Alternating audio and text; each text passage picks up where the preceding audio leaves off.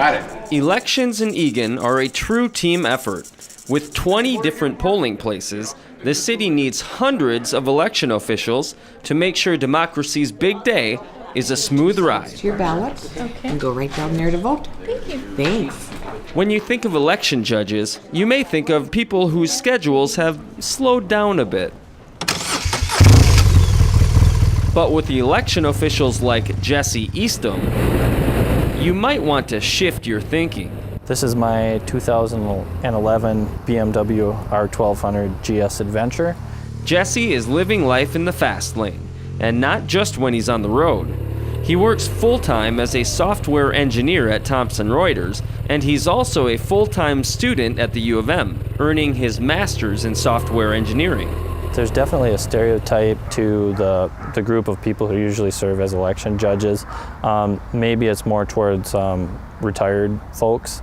At 30 years young, this is already his fourth election as an official, and his second as a head election judge. He's also served in the Minnesota National Guard, including a year in Iraq, so he has an added appreciation for the electoral process. I believe in democracy, and how better to participate in democracy than to, actually be involved in the electoral process.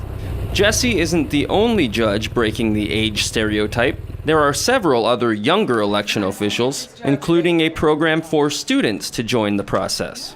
It's actually a state law where employers over a certain size are required to give you the day off to be an election judge, to serve as an election judge if you want to. It's a great opportunity to learn a lot about how elections actually work. With a love for his country and an eye for accuracy. This is actually my third motorcycle. Check that. This is actually my fourth motorcycle.